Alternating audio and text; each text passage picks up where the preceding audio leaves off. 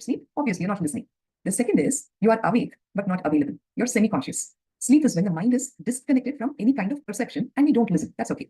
Semi-consciousness is when the mind is still connected to perception, yet we are not listening. The eyes are open, the ears are hearing, but we are not listening. We are connected to perception, but yet we are not listening. We are thinking of something else. It's just a way to escape from sleeping, but yet not be present. Bhagavan says, when either of them are showing up, stop them. When you are interacting with life, whether right now you are here in the session or tomorrow, when you go out, meet up people in your family, at your workplace, make yourself completely available in listening to the other person. Whenever sleep tries to take over, stop it. When you're getting into the semi-conscious state, somebody says, few people are experts with sleeping with open eyes. You know, you can catch it when that's happening. Stop it, he says. Now, how do we see if you are listening? If your eyes are closed, obviously you're thinking about something else. If you're processing the words, your eyes will blink. If you are internalizing the truths, your eyes will freeze. This is the way you will know, am I really listening? If you're, many a time people will say, okay, I'll listen with closed eyes, and within 2 minutes, they're all sleeping. Or if you say, okay, I'm listening, but you're just like, blinking continuously, the number of times your eyes blink is directly related to the number of thoughts that you're having in your head. Even then, you're not listening. When you're actually internalizing the truths in the space of pure listening, your eyes will freeze. In fact, Bhagavan would give this as a very powerful technique for the Gurukul kids and all of us kids. Just freeze your body. Don't have any movements in the body. Sit in Padmasana and your hands like this. 0 movements in the body. You will be internalizing so much more. Catch yourself. When your eyes are frozen, you will be internalizing the truths much better. Only if you're processing the truths with your mind, actually, your eyes will be blinking a lot when you're thinking. So this is how you know if you're listening. It is the inner chatter in our mind that stops us from listening. Now, let us understand how the inner chatter gets there. Bhagavan says, what stops you from listening are the incompletions. The next question comes naturally, what are incompletions? Incompletions are incidents, memories, wrong cognitions from the past that are occupying the present and affecting our future. I repeat, incompletions are hangovers from the past, which are sitting in the present and affecting our perception of the moment as well as affecting our future. We'll give you an example. If you go to a beach and if you see someone getting hit by somebody, you may decide that the beach is a dangerous place. Most of these incompletions develop at a very young age, predominantly before 7 years of age. If a small child of 3 or 4 year old goes to the beach and sees a murder on the beach, bloodshed on the beach, she's witnessed the violence. Even when she becomes 15, if somebody says, let's go to the beach, the memory of that incident would be so strongly in her inner space. As that child of 3 or 4 years old, she would have given certain words that, beach is a very dangerous place. She doesn't know that murders don't happen on the beach every day. That day, when she witnessed the murder, she was so scared, right? So much of fear. She started shivering. She started crying. She ran away to her parents. She was looking for security. That emotion, that memory, that cognition. What is the wrong cognition? Beach is a dangerous place. Is continuing to sit so heavily in her inner space that if a friend comes up to her in the moment and says, hey, come, let's go to the beach, the first memory that's going to come up will be that. And she says, no, let's go watch a movie. You see that? How that incompletion is affecting the decision of the present moment and also affecting her future. This is exactly how past incidents restrict us in the future. Do we all understand what incompletions are now? The hangovers from the past, which continue to sit in the present and affect our future. Similarly, there's a girl in a history class and the teacher asks the question, who is the first president of India? She jumps up in all her excitement and she says, Subhash Chandra Bose. The correct answer is Rajendra Prasad. But this girl gave a wrong answer and the whole class starts laughing at her. She feels ashamed. She's afraid that she always makes mistakes while talking in public. Many years later, she will still be afraid to talk in public because she is always afraid of making a mistake and others mocking her, laughing at her. You give her an examination, a written examination, she will score 100 marks on 100. She'll be a topper. But when she has to stand in front of the public and talk, that incompletion is going to pull her down. It's never going to allow her to stand up with confidence and present herself. She will never speak at work. And as a result, what happens? When your confidence is not good, you're not going to go miles in your career, isn't it? You might be good on paper, but if you're not good with your verbal skills, your interaction, your presentation, all of that, she will not do well at work. So this is how incompletions operate in life. Now, was it right for this girl in assuming that just because she made one mistake, she will always make mistakes? No. So understand how incompletions always come from wrong understandings, wrong cognitions. What is the effect of incompletions? Incompletions create more incompletions. For example, if you had a fight with your boss at work today, you will be in a bad mood when you come home, and in that bad mood, you may end up fighting with your spouse. You see how incompletions generate more and more incompletions. So these are the same incompletions which generate the inner chatter in us and stop us from listening. Incidents of the past leave a running conversation in our head And we are constantly thinking about what happened in the past, and these create the inner chatter and stop us from listening in that moment. Are we all clear about how incompletions stop us from being in the present moment and participating in life in the present moment, and how it stops us from listening? Yes, thank you. So, in this mode, what happens? You will make your own meaning of the things that I utter. What is heard and what is cognized becomes completely disconnected. Understand, you may also have incompletion with the person who's talking to you. And this will always stop us from understanding exactly what that person is saying, because we will always interpret their words in a different way. Isn't it? Many a time, the same words told by the parent, the child is not ready to take it from them. Whereas the teacher in the school tells them, they will receive it in a much better way. In our local language here, we say, Shankar Dinda Bandrine Testa. Like when you go to the temple, they give you the sacred water, right, as a prasadam. That is given in the Shankar, what he used during the puja. So the word is that the water coming from the Shankar only is the prasadam. Like that, if you're not complete with the person who's talking to you, even though he may be giving you life-transforming, empowering truths, you will not be receiving it in the right way, because you will be making your own interpretation. This person is sitting there and talking all this, but I know what he is. Like, because you have your own impression about him from the past, right? So some techniques. Start to listen when we find out that we are not listening, isn't it? Knowing that there is a problem is half the problem solved. Most of the time, we don't even know that there is a problem, and it continues to remain. You should know that we are not listening, and only then you will make an effort to start listening. Bhagavan says, when you read a book, imagine when you don't understand a sentence, what do? First thing, if you're a lazy person, you may just jump it and go to the next sentence. Soon, what happens? You will not understand a few other lines, and after that, a few pages later, you will start losing the theme of the book, and very soon, you will stop reading. He says, skip back, not forward. Don't jump forward. Go back, get it, get the thread of it, and continue. If you don't understand a sentence, don't jump it, rewind, look back, because there is no progress in skipping forward. When you are progressing, you are moving forward, but that does not mean skipping forward is progress, right? Progress is moving forward. Skipping forward is not progress. So completely, fully listen. When you cannot understand, please raise your hand. We will stop, understand, and then move forward. Okay. So we now know how incompletions are formed. We know incompletions continuously generate the non-stop inner chatter in us, which prevents us from right listening. So what is it that will lead us to right listening? Completion, isn't it? Now, after skipping back, the next step is to understand what is stopping you from listening. The incompletion, a wrong cognition from the past. So the way out is you just need to complete with the past incidents. When you complete with past incidents, there is no hangover of the past in the present, and you'll be in the space of authentic and true listening or shravana. How do we complete? We complete the past by reliving the past. Completion is nothing more than reliving the past with a new cognition. That's it. We live the past with the wrong cognition. If we relive it with the right cognition, then the effect of the past incident will go away. We will teach you later how to do completion. This girl who made a mistake in the class by giving a wrong answer, the wrong cognition that she had was, I always make mistakes. She made a mistake only once, but she held on to that, and the whole life she had that cognition in her that I always make mistakes. This child has to complete with that incident by reliving the past, as in she has to go back to the past and not remember it, but relive it as if it is happening to her right now. She has to go through the emotions that she felt. She felt ashamed, isn't it? She has to feel that emotion. She felt like crying, or rather she cried. She has to cry now. All that, those negative emotions, that powerlessness, she has to relive with the right understanding. I made a mistake only once. I mean, once I make a mistake doesn't make me a failure, isn't it? So when she does that, she will remember that incident, but she will walk out of the wrong cognition. She will never feel powerless about it anymore. Literally, when you complete, it is like, you will be bursting a balloon of pus that is inside you, a bag of pus inside you with a small needle prick. All those negative emotions will come out. So you have your inner space for yourself, empowered, powerful. So that is what completion is all about. We will do more of it in the coming sessions. Bhagavan says, right listening or authentic listening is a spiritual quality. J. Krishnamurti, another enlightened master who happened in India, says, listening is God. Buddha lists right listening as a part of his steps to end suffering. Right listening can happen when you are ready to listen to anything. With authentic listening, we are hearing without any interference from incompletions. Tomorrow, when you go to your office, you have a certain idea about a person, right? Drop those ideas, drop those incompletions from the past, which have become that prison through which you always see her or see him. Drop all that and make yourself completely available in the space of listening, and see how beautifully your relationship with that person will change. You don't even have to tell them anything.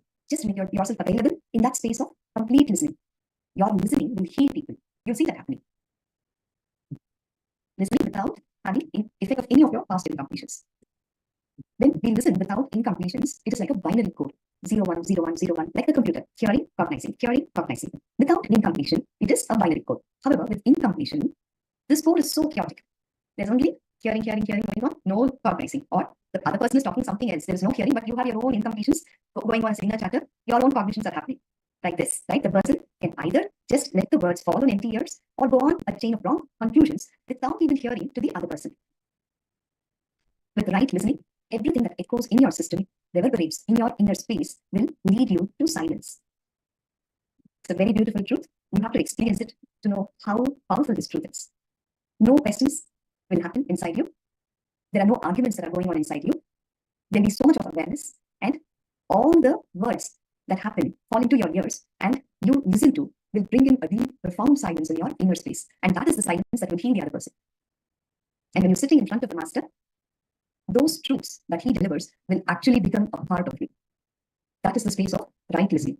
In Vedic tradition, we use sound to transmit not just ideas, concepts, or knowledge. It is used to transmit the experience of energy also.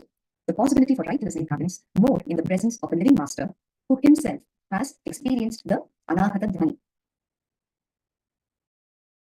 Swamiji's commitment. Swamiji commits that he has the ability to make anything that you want in life as reality, be it health, wealth, money, great relationships, happiness, peace, enlightenment. He knows the science and he can make it a reality. The only thing that he's asking from you is your listening, because the avatar's words are the energy that can transform you. It is the wiring between you and Swamiji, your listening. He uses those words to transmit the energy to you. Again and again and again, the emphasis on right listening is put because it is an independent, intelligent technique which can lead you to higher space and higher reality.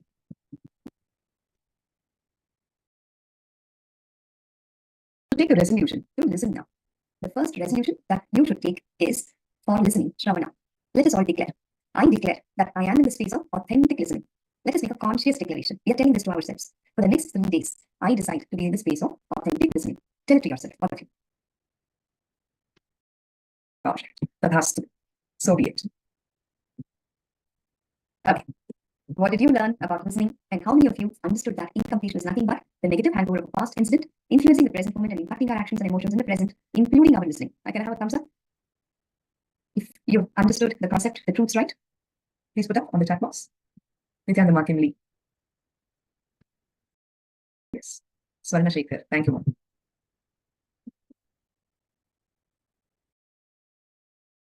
Okay, shall we move on then? Digesting it. Okay. All right. So let us play a small game to understand how well we listen.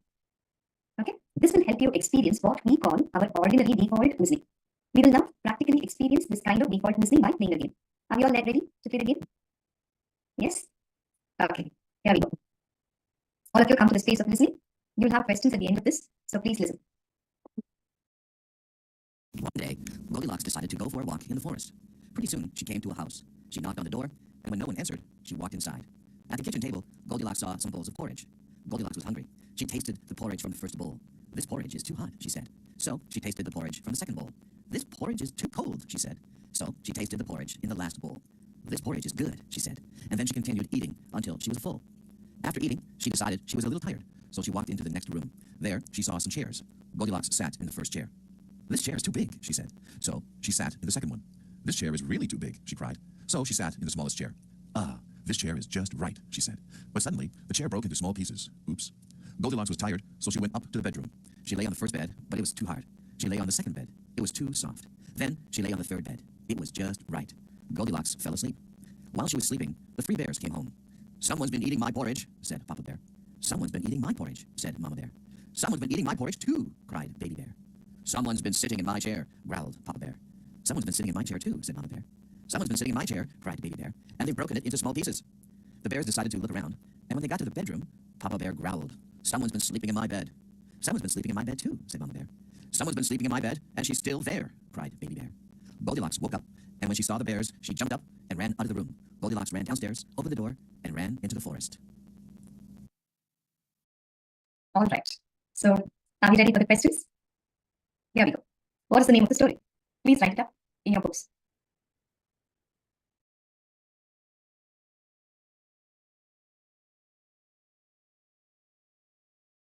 Please write it in your books because you'll have to score it at the end of it. I'll be asking you a few questions.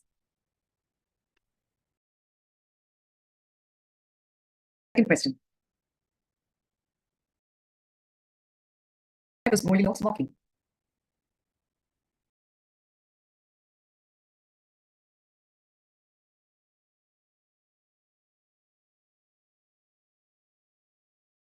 was Goldilocks taking a walk? Is the second question. Third question. What did Goldilocks see when she opened the door?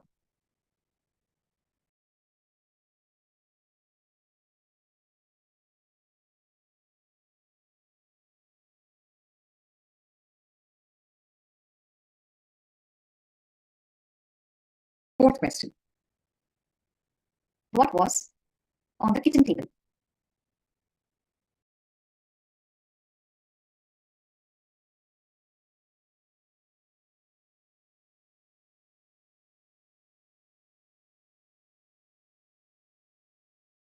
Fifth question. Which chair was too big?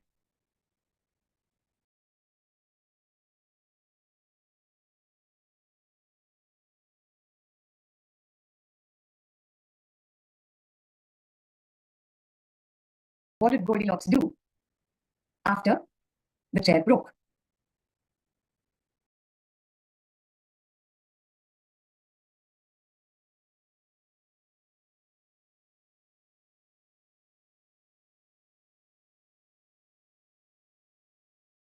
Next question. Is this seventh question? Right?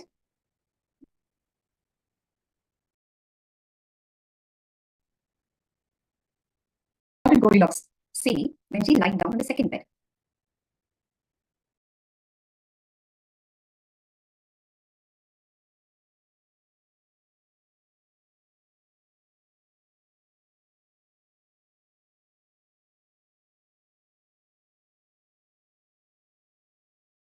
Eighth question. Growled. Who growled?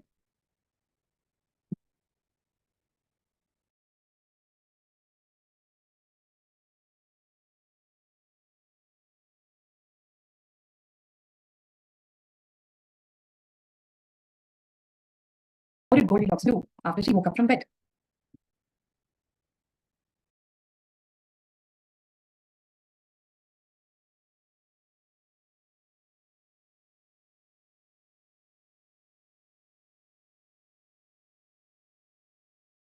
Last question. Why did Goldilocks run into the forest?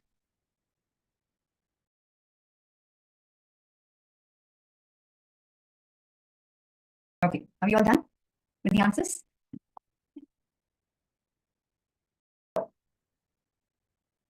You'll have to mark your answers. Okay, I'll be giving them out. Mark them as right, wrong, and then we'll have your scores. Why did Goldilocks go into the forest? First question. Or rather, where did Goldilocks go for a walk? She went into the forest, right? All right. What did she see when she opened the door? The answer is the kitchen table. What did she see on the kitchen table? 3 bowls of porridge.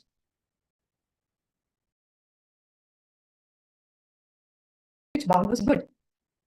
As per Goldilocks, the third bowl. Which chair was too big? The second chair. After the chair broke, what did she do?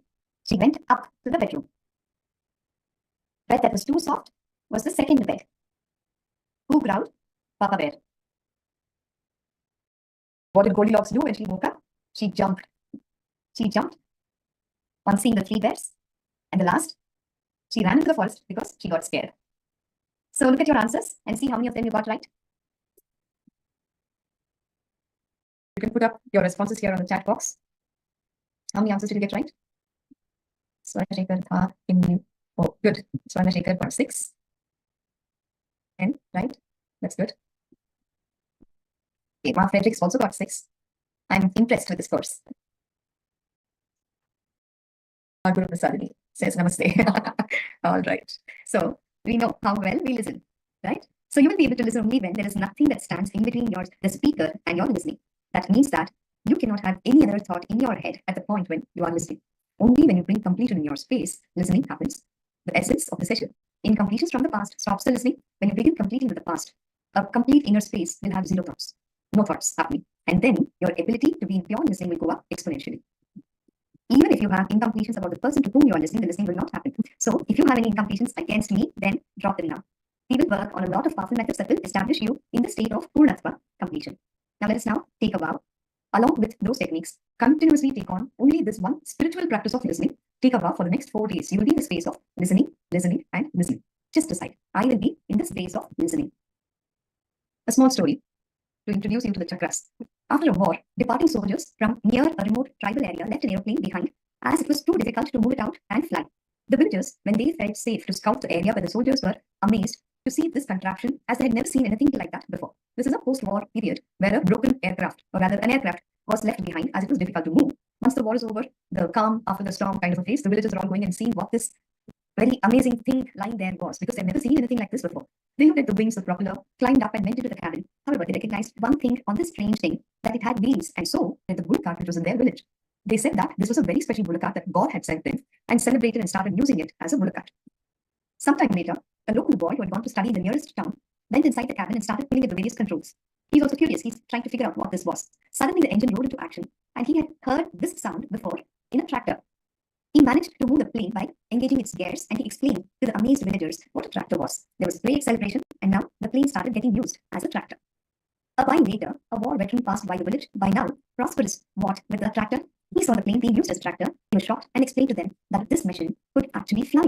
The villagers would not believe him. When he persisted, they panicked and they did not want it to fly. It was simply too dangerous. Finally, he managed to convince them to let him fly the contraption, and with bated breath, the villagers watched as he took the plane up, circled the village, and landed. There was uproar and celebration. Bhagavan says, we are all the tribal people. We are all flying machines. The body is like a machine that can be molded. It is an amazing machine. It can be used like a bicycle. It can be transformed into a car. It can also be transformed into a plane. What kind of machine you want it to be, it is completely in your hands. If you are happy with it being a bicycle, up to you. If you're happy making it into a car, that again is up to you. But if you want to make it a plane or a rocket, yes, come on, let's do it. We neither know our own potential nor possess the knowledge to activate that potential. Even when someone tells us of our potential, we disbelieve him immediately, and often we chase him out. We panic. When someone dares offer us the know-how to make us fly, we will call him a madman. We seem very happy using the flying machine as a bullock cart, or quite often even a pulling cart. Most of us would rather crawl like a snail and be safe, rather than soar like a free bird. Since we are scared, we may risk breaking the wing. It is now well established that we use less than 10% of our brain power. The rest we call unconscious or subconscious energy, and its use is considered esoteric and strange. Biologists tell us that less than 5% of our biological system is ever used, and the rest is all standby. Understand, we have within us 72,000 energy centers and pathways, of which we at best use 14,000. The rest is never used, and Bhagavan says there is no greater misuse of available resources than the way we misuse the resources of the human system. Really, what a waste, isn't it? The meditation techniques that we teach you in Paramashivoham Level-1 are the know-how that the pilot has to have in order to fly the machine using the chakras, which are the engine and the transmission system. Even if we do not wish to utilize the full potential of the powerful machine that we are, even for a reasonable performance, we need to keep the chakras in good order for our well-being. Most of our ailments, physical and mental, are all a result of the blocked chakras. Even if you don't want to fly, just to enjoy good health and keep it in a reasonable performing condition, the body and the mind, we should have our chakras in good order. In this program, we will study about the 7 major energy centers, the chakras. Like I said in the very beginning of the session, every chakra is associated with an emotional state, and it is also blocked by the negative emotion in that state. For instance, the Muladhara chakra, which is located at the base of the spine, is linked to the base emotions of survival, which are lust, anger, greed, and fantasy, and it is blocked by excess of these emotions. Lust and fantasy block the Muladhara chakra. Also, 85% of our energy is located in the Muladhara, and the blocked Muladhara chakra saps one's ability to live life. Re-energizing the Muladhara can be done through a meditation technique that reduces these negative emotions. The Yoga Shikha Upanishad describes the chakras and their positions. These are the Vedic references, verse number 168 to 175, which describe in detail the chakras. Deham Shivalayam Proktam Siddhidam Sarvadehinam Gura Nedha Antarlastalam Muladharam Trikonam. Now this verse describes the Muladhara chakra. Shivasya Jiva Rupasya Sthanam Taddi Rakshate Yatra Kundalini Nama Parashakti Pratishtita. This talks about the Kundalini energy, which is there inherently in all of us. Yasmad Utpadyate Vayur, Yasmad Vanhir Pravartate, Yasmad Utpadyate Bindur, Yasmad Anna Pravartate. So the various verses from the Yoga Shikhamani which describe the chakras are all quoted here. Now, for all those who have a body, their body is a temple of Shiva. It can give them unimaginable powers. Really, treat your body that is hosting your consciousness, the God particle inside you, like a temple. Know that Shiva is residing there. The triangular part in between the anus and the penis is called as the Muladhara chakra. This is the place where Shiva lives as a life-giving force. There, the Parashakti called Kundalini lives. From there, wind is produced. The fire is also produced from there, And from there only the sound hamsa and the mind are also produced. Now this place, which would give whatever is asked for, is called as the Kamakya Idam, the seat of passion. This is basically the translation of all the verses that we earlier read. In the edge of the anus is the Swadhisthana chakra with the 7 petals. Near the belly is the Manipuraka chakra with 10 petals. In the place near the heart, the Anahata chakra with its 12 petals exists. And He Brahma, Lord Brahma, this is called the Purnagiri Pitha. In the depression in the throat, the Vishuddhi chakra with its 16 petals exists. Hey, Lord of Lords, that is the Jalandhara chakra. In between the eyelids is the Ajna chakra with its 2 petals. And over that is the Mahapita or the Uddiyana. The Advayataraka Upanishad talks about the Kundalini. It is well known that in the middle of it, there exists the Kundalini, which is as bright as crores of suns and as thin as the lotus thread. The man who sees that with his mind's eye attains salvation by getting rid of all the sins. The secret to success. The Yoga Chudamani Upanishad says the 6 chakras, the energy centers, the 6 support the 3 kinds of visions, the 5 kinds of ether. He who does not know what these in his own body, how can there be success for him? Thus, all references point to the knowledge of the chakras and the Kundalini as the ultimate way to success. These secrets have been hidden in the Upanishads for a long time, and today we are going to learn about these secrets. We will find that almost all our needs can be classified into 5 specific categories. 1, physical well-being. 2nd, mental well-being. 3rd, interpersonal relationships. 4th, material well-being. And 5th is spiritual well-being, isn't it? In order to achieve all these expectations that you have, your body, mind, and spirit have to work synchronously. Even if you want material well-being, forget enlightenment. Even if you want to enjoy a good vacation in Europe, in the Alps, if your body is failing you, will you be able to do that? If your mind is failing you, will you be able to do that? No. It is very important that your body, mind, and spirit have to be healthy, and they have to work synchronously for you to achieve physical, mental well-being, material well-being, spiritual well-being, as well as have good interpersonal relationships.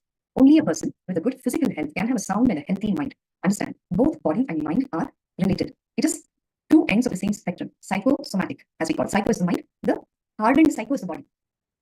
Combination of a healthy body and a healthy mind helps in effective interpersonal relationships, which in turn helps in whatever endeavors that we undertake. Obviously, when your body is healthy, mind is healthy, your relationships are good, you will be in a sound state to take on anything in life. Obviously, if you're doing well with whatever job that you take up, financial success will automatically follow.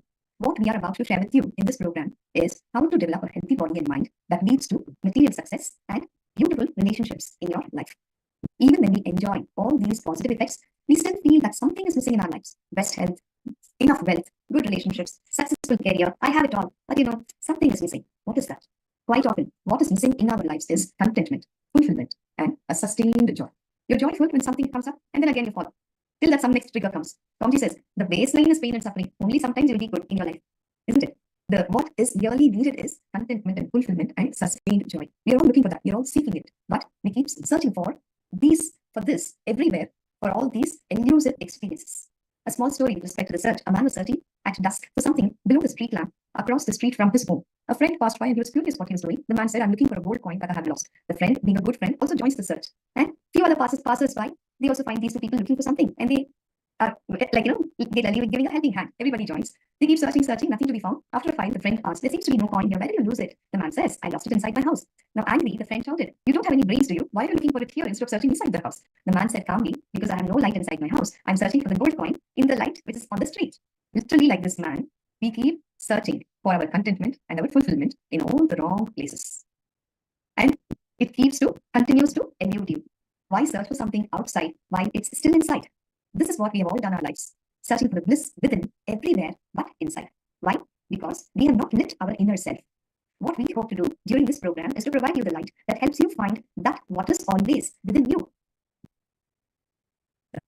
With that, we are now coming to the conclusion of the first segment. All the powerful clicks, truths, experiences, understandings that you have received, you could go ahead and share it on your social media platform, Facebook, Instagram, Twitter, wherever. Tag it with your friends, family, and also Bhagavan to receive his blessings. Anything that is shared will stay with you for longer. And such rich experiences always need to be shared with other people. Isn't it? When you talk about it to somebody, it will become a richer experience inside of you. So much more clarity will happen in your own being. The right questioning will happen. When you have to talk about it to someone, you will learn more. Isn't it? So please go ahead and share your experiences. Tag it with friends, family, and also the Supreme Pontiff. You could actually go and download these 2 gifts from www.nithyanandapedia.org. The first book is Living Enlightenment. Second, Manifesting Shaktis, both authored by the Avatar. Any questions you could ask for better clarity? If all is good, then I will have to conclude for now. The next Acharya will be guiding you from here. Yes, Martin Lee says she's good. All right then. In that sense, let's put our hands together for the Purna Mantra. Please sit straight with your head, neck, and spine in a straight line. The space of deep gratitude to Bhagavan for giving us these empowering truths, who is out there to light the lamp inside of us so that we experience the true eternal bliss, Nithyananda, inside us. Om Purnamada Purnamidam Purnat Purnamudachyate Purnasya Purnamadaya Purnamevavashishyate Om Shanti Shanti Shanti Hari Om Tat Sat Sarvam Bhagavat Shri Nithyananda Paramashiva Padukarpanamastu Om Nithyanandam. Continue to be in the session. Yes, ma. Thank you, Guru Prasad.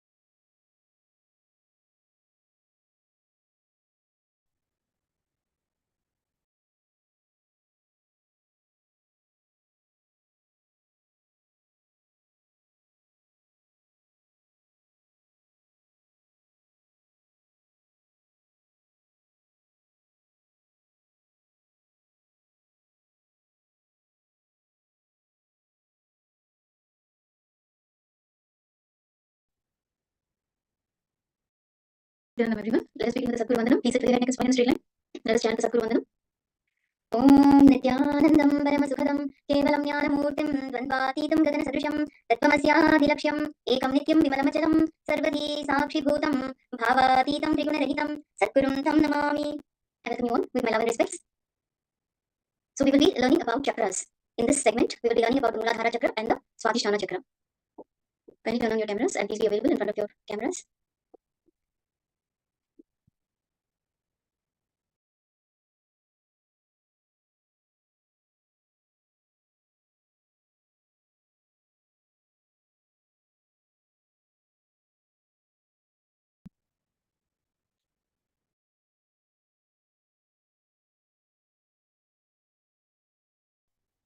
So, as we know, most of us, that we have 7 major chakras that is located at the important major glands in the body.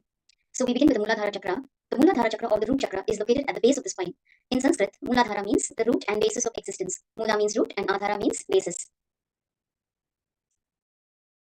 So this chakra is locked by imagination and expectation.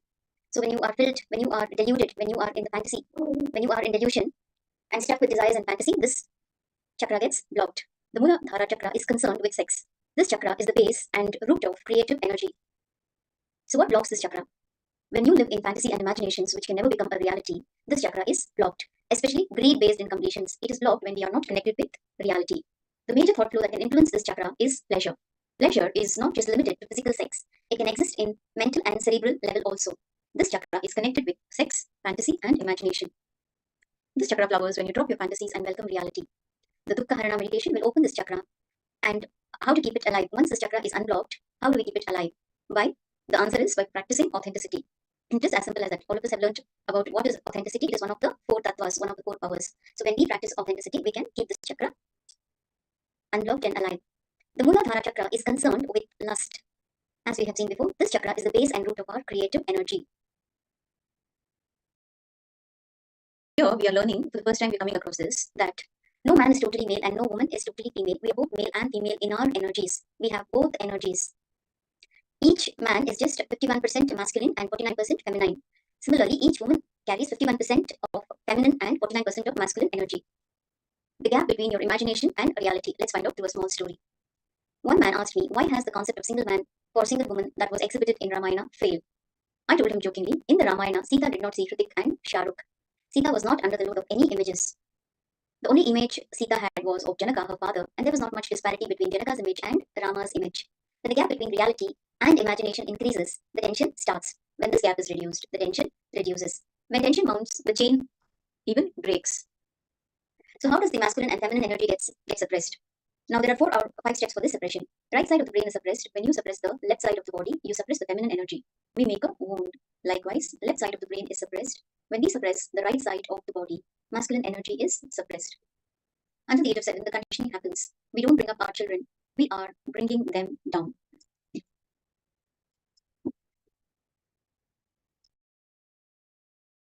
So the child is always whole. But in the process of bringing up the child, we make it half. We reduce it to half. At the age of 7, our unconscious reaches as male or female. We start understanding we are half, either male or female. Between the age of 7 and 14, the child turns outwards, mostly to the parents and his near and dear ones. Their early models are their parents. In their search for the lost self, the boy child turns to the mother and the girl child to the father. If this umbilical connection is severed, then there is trauma. So at the age of 7, we start missing. Our one half is missing. At this age, we start looking up for our missing feminine or masculine energy. From the age of 7 to 14, if we are male, we start getting attracted to our mother. If it is a female child, the female child starts getting attracted to the father. And this is where sex starts. In their search for their other half, girls adore their father and boys their mother. At this age, the physical presence of the father or mother heals the wounds of the root center. Only between the age of 7 to 14, relationship happens. If kids don't have the nearness of father or mother, in their future life, they will have dissatisfaction, no matter what they have. If you send your child to a boarding school at this age, what you are asking for is an old age home later. In the Gurukul environment, all children of all varnas and both the genders are taught the Gayatri mantra at the age of 7. If by the age of 14 they had a spiritual experience of some kind, they were taught the Brahma Sutra, and those who did not were taught the Kama Sutra to become good grihasthas. If before the age of 21 they were enlightened, they were initiated as sannyasis. If not, they were taught the Yoga Shastras. From the age of 14, children become mature to become a father or mother themselves. The father or mother nearness is not available. Kids start looking into the outer world. They are ready to engage with the opposite sex to marry, but they are rarely allowed. So they collect and cherish imaginations and dreams of the opposite sex through the media. So what happens after 14 or to the age of 14? Kids continuously collect imaginations from all sources. During these years, we collect ideas from movies, TV, etc. and build up an image of the perfect woman or man. Media people are actually dream sellers. We keep buying and eating these images and the load on the Muladhara chakra increases. So during this time, from each person, we collect the best nose, the best eyes, best personality and create our own ideal person. How do we fall in love? The stage of building up our image of the ideal person lasts around 7 years, till the person is 20 or 21. By then, these ideas are already deep-rooted in our minds. Then a fresh search begins to find that perfect person in our real life. This is where expectations start. For the next 7 years, this search continues. Sometimes, after a long search, we find a person who seems to match our mental image from a distance. The picture in our mind is green, and the person, the image that we see, also seems to be green, and then all is greenery. A man seems to be found. What happens at this point is what is called falling in love. This is the science behind falling in love. Now let us look at a small story. Ram Gopal was a painter by profession. He was recalling to his friend, "You know, this girl walked in with a blue black chip and wanted me to paint a model house with the same color. I thought I would give up my profession in trying to match it. Nothing seemed to satisfy her." The friend asked, "Did you match it?" Gopal continued, "Well, lucky for me, she got a call on her mobile, and I quickly painted the chip while she was talking." So when the green fades to white. Finally, when we get close enough to the person, we find that the green has faded to white. The fantasy and reality are totally different. From up close, we realize we blame the other for that, but it is our own imagination we try to force on the other. At least at this point, if we accept the reality, then there is no problem. When we try to change the other person to suit our mental image, this is the most damaging thing in any relationship. We try to possess the other, convert them into matter. We degrade everything into matter. So here starts the problem. We start chiseling each other. We think we are a couple living together, but actually, 4 of us are living together. The husband and his mental cutout of an ideal wife, and the wife and her mental cutout of an ideal husband. The real relationship never happens. Ultimately, the sheer load of expectations leads to disturbances in the Muladhara chakra, and this is why the chakra is blocked.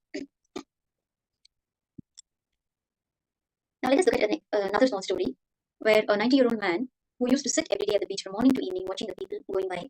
Another man who noticed this went up to him and asked him, "What do you actually do, sitting here every day?" The old man replied, "I'm searching for a woman to be my wife." The man was simply shocked at this reply and asked him, "Why did you not search in your youth?" The old man replied, "I have been searching since I was 30 years old." Now the man was astonished and asked him, "What sort of a woman are you searching for?" He replied, "I'm searching for a perfect woman." "And you haven't found one?" the man asked. "I found one woman who matched what I had in mind, but it didn't work out well with her," replied the old man. The man asked why. The old man replied, "She was searching for a perfect man." This is what happens when we try to get a perfect match for the image that we carry inside us. The way to unlock the Muladhara chakra is this: drop the image. Dropping the expectations completely and accepting the reality as it is. This chakra opens on its own. So rather than running behind imagination and fantasies, when we start living without any expectations, by accepting the reality as it is, that is the secret key to open this Muladhara chakra. When 2 people live together, there will be peace. When 3 people live together, there will be a village-like atmosphere. When 4 people live together, there will be a city-like atmosphere. What does this really mean? When the husband and wife drop their images inside them and start living together, they are only 2 people coexisting, and hence there will be peace. When only one of them drops the image, there will be in effect 3 people coexisting, and the atmosphere will still be relatively calm like in a village. When neither of them drops their image, there will be in effect 4 people trying to coexist, and the atmosphere becomes chaotic like in a city. So both husband and wife need to drop their images so that there are only 2 people in the house and not 4.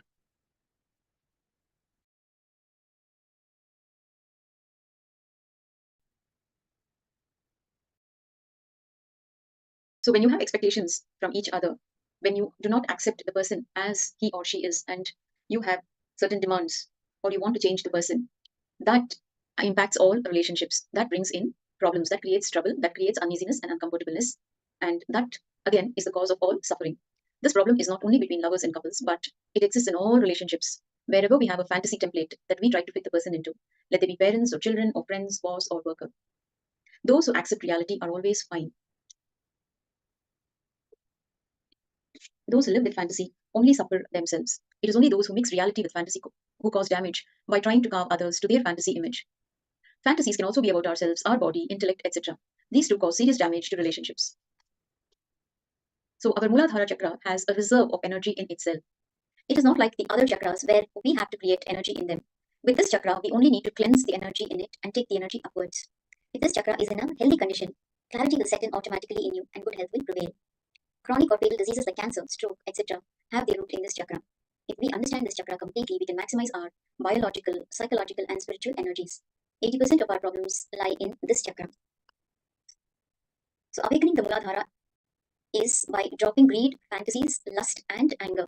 This is how you can awaken your Muladhara, by dropping all greed, fantasies, lust, and anger, and not trying to control them. Anything that is suppressed only takes another form. It doesn't get uprooted totally. Now, what are greed-based thought currents? This chakra is connected to thought currents related to greed. Let us understand and look at this a little more. We may think that all our thought currents are based on the past, but it is not. Let us say it is Friday afternoon at the office. What is the mood in the office? So people are looking forward to the weekend. They're all in a good mood. The atmosphere is very light and joyful, even though it is still a working day. But on a Sunday evening, their mood has turned from happiness to one of seriousness as they start thinking about going back to work the next day, which is a Monday. So many of our thought currents are based on what may happen in the future. It is very much a greed-based thought current. Now, the Muladhara chakra is blocked by fantasy, especially when it is related to greed. So let us understand what is fantasy. Whenever there is a mismatch between what is happening on the outside and how you perceive it on the inside, you are no more living life in reality. You are living life in fantasy. And then the energy in your Muladhara chakra is blocked. Unfortunately, almost 99% of your life you spend in fantasy. There is almost always a constant mismatch in your inner and outer worlds. Why is there this mismatch? Why does this mismatch exist? How are the fantasies created? Let us look into this further. The world and my world. Now, how are fantasies created? If you look closely, two things are happening continuously. One is actually happening in your life. One is what is actually happening in your life. They are incidents or situations. This is what we called the world. All the incidents, situations, the real life experiences that we are having day in and day out is called the world. The other is your cognition or understanding of what happened. The way you see what is happening in your life. This is called my world. The first thing is the world, the actual happening. The second thing is how you cognize it, how you understand the whole thing. That is my world. The first, the world, is a fact, and the second, my world, is a perception. Perceptions are based on your cognition or interpretation of what happened. This is completely determined by your past experiences, knowledge, ideas, biases, concepts, etc.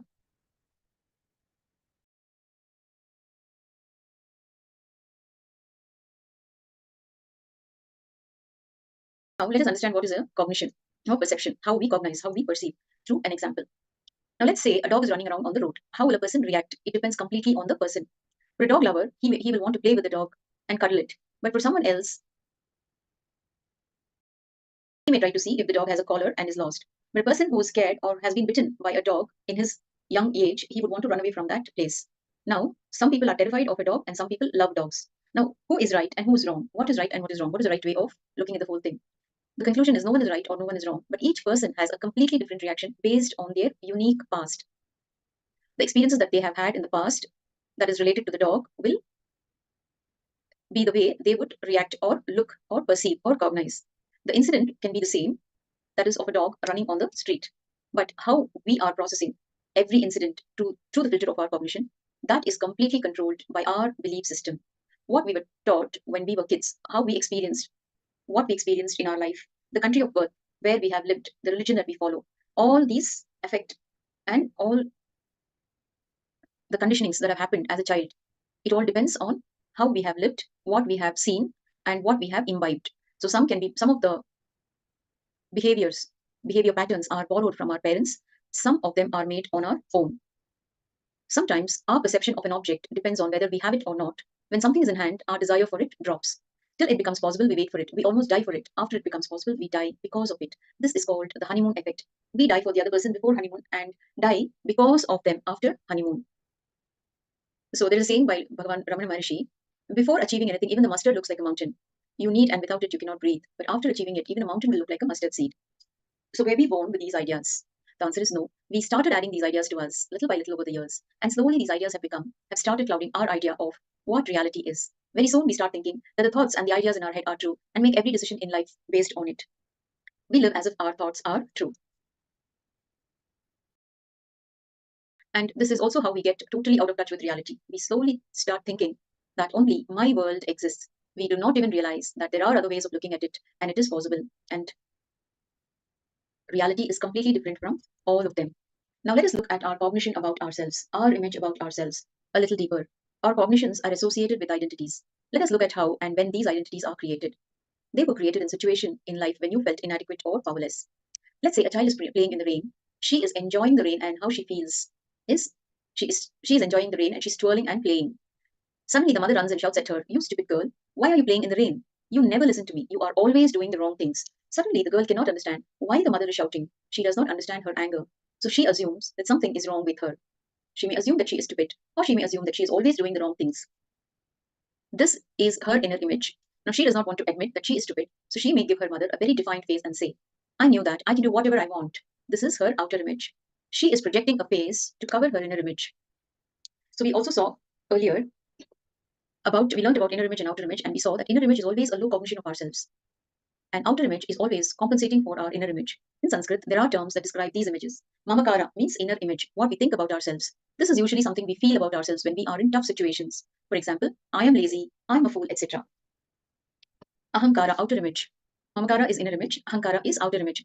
This is how we project ourselves to others. From within, you may be feeling you are lazy or you're a fool, but outwards, externally, you project that you are a nice person, like I am brave, I am timid, I am kind, etc. And this gap is one of the major fantasies that we have in life, and it dominates our life.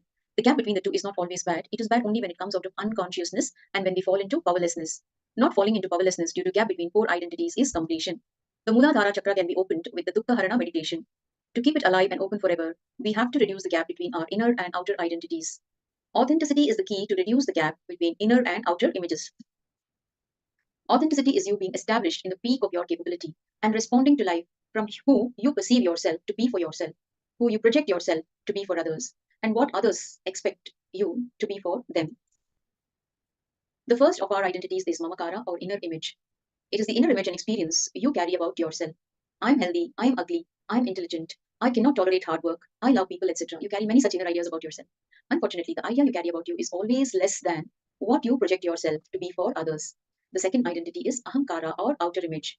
It is how you project yourself to others. You may try to project yourself as powerful, talented, honest, helpful, or whatever. Unfortunately, what you project is always far more than what you believe yourself to be. Please understand, all these identities that you carry are actually thought patterns that you carry about yourself. Even others' image about you is an idea that you have created in them. So you are the creator of all your identities. Now, when one identity is fighting with another identity, how can your thinking be focused? All your energy is going to be used in reconciling your fighting identities. When all your identities or images are in tune, all your thinking will be aligned in one direction. Your thinking becomes clear and sharp like a laser beam. You will awaken the power of thinking.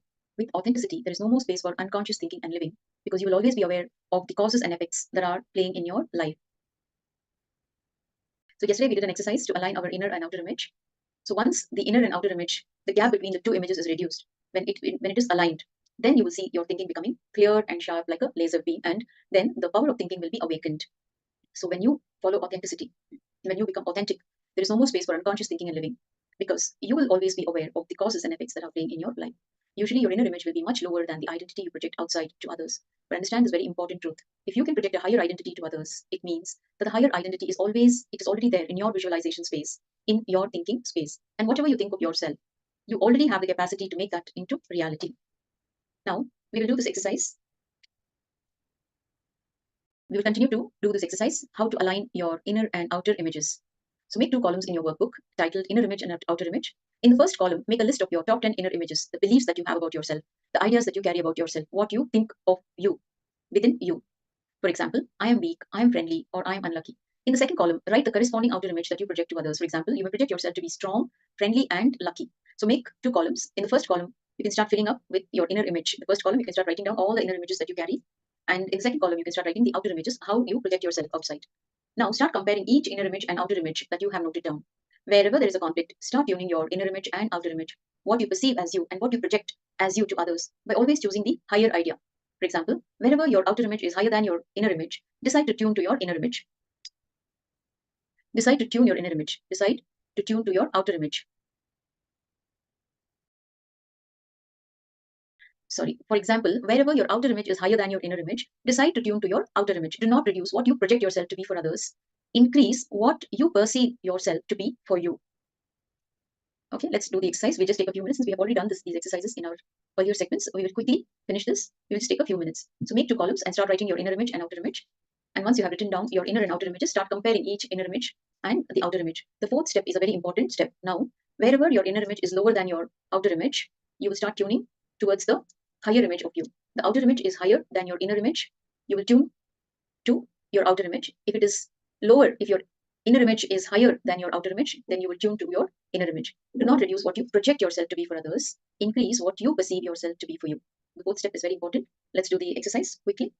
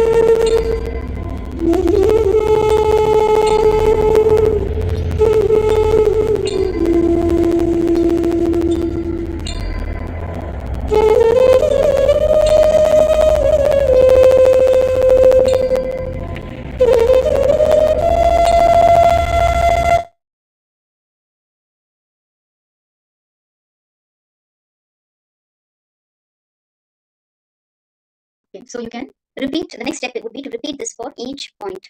Compare both identities. Whatever qualities are best in both, choose those. Draw a star against all your best identities. All the best, whether it is your best inner image or your best outer image, you can draw a star against the best image. Now, if there are some great qualities in your inner image, you need to raise your outer image to match that. If there are some great qualities in the outer image that you project, you need to raise your inner image to match that which you project. Continuously tune yourself to your peak image. Next is to identify the obstacles that stop you or distract you from achieving what you want to be, who you want to be, and how you want to be. One of the biggest obstacles for most people is self-doubt, which is a negative thought pattern that happens because of the memory of past failures. Yes, an important step is to identify the obstacles that stop you or distract you from achieving what you want to be, who you want to be, and how you want to be. And the biggest obstacle for most people is self-doubt, which is a negative thought pattern. And that happens, the negative thought pattern is only because of the past memory of failures. Now, whichever thought is in alignment with your peak possibility, encourage it, enrich it, and entertain it. Whichever thought is not in alignment with, complete with it. Consciously, decisively, complete with all the patterns. Go on completing every day with the patterns that are stopping you from achieving your peak possibility.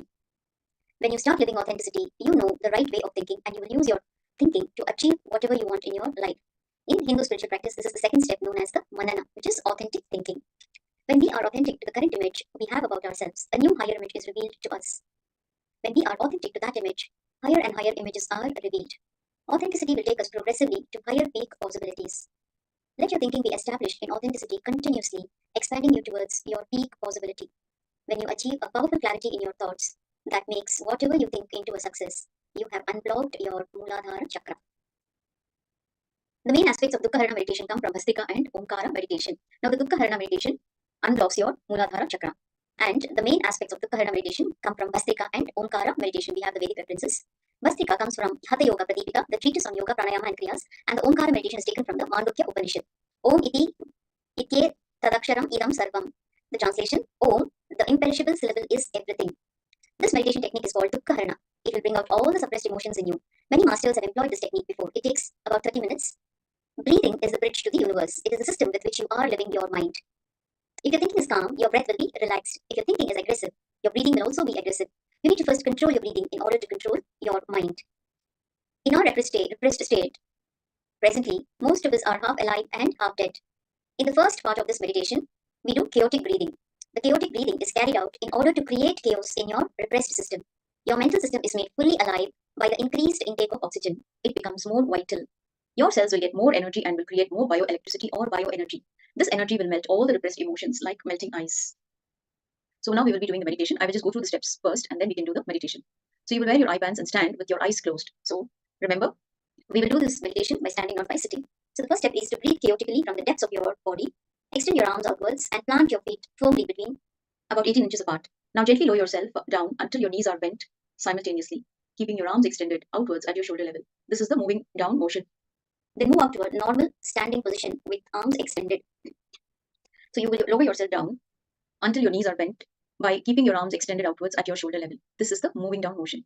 And then you move back up to a normal standing position with arms extended. So the arms have to be extended throughout. You will be gently lowering yourself and coming back to your normal position. So this motion will be repeated gently and slowly. So avoid exerting yourself and continue to breathe deeply and in rhythm with the movement. Breathe from your nostrils. Use your nostrils with your mouth closed. If you have a heart problem, do only what you can. Similarly, pregnant women and others with physical ailments, you can do only how much ever you can. The first step is to be done for 10 minutes. Okay, let us start. Please wear your eye bands. Let's start the meditation.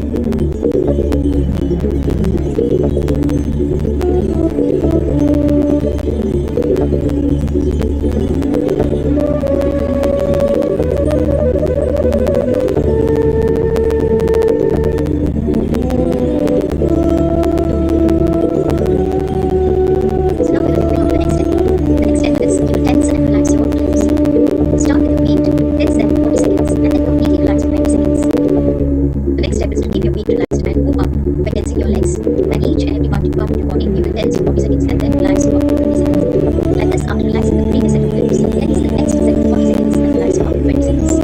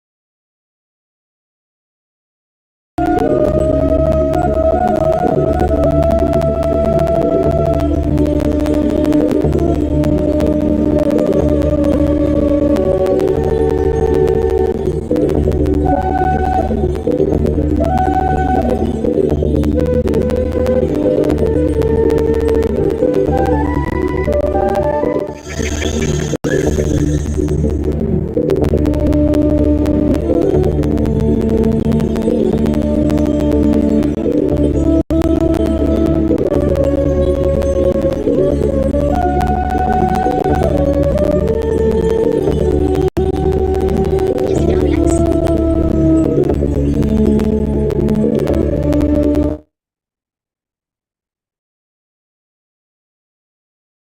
So this meditation can be practiced on an empty stomach, preferably in the mornings. You need to wear loose-fitting white clothes. And when you continue this meditation for about 21 days, you will see that it transforms your very being. It is like taking a psychological bath. You will be able to experience the silence in you. When you kill dukkha, which means sorrow, ananda, that is bliss, flowers, and sends forth a beautiful perfume from you. There is scientific evidence to show that the steps of Dukkha Harana are beneficial to everyone. The nerves in the Mooladhara area have direct connection to what scientists call as the emotional brain, the part of the brain that connects emotions to thoughts and memories. This is also called the limbic system.